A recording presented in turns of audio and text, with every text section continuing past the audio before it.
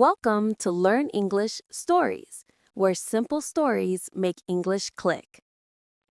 Now, let's start. A week in Switzerland. This week, I traveled to Switzerland for the first time. I booked a cheap hotel near the mountains. The room is small but cozy. I am excited, but also a little shy because I come alone. Maybe I can meet new people. In the afternoon, I walk on a quiet street near a small cafe. I see a girl holding a map.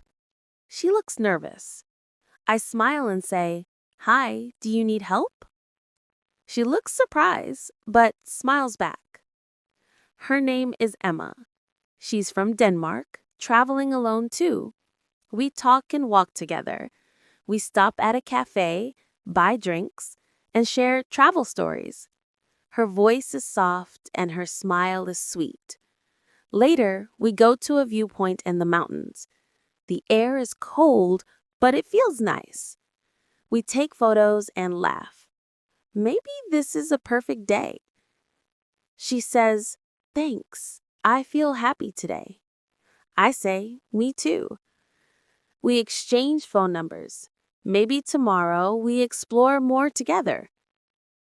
At night, I think about her. This trip is not lonely anymore. Sometimes travel brings more than places. It brings people. And that's it for today. If you enjoyed this story, don't forget to like and follow for more. See you in the next episode.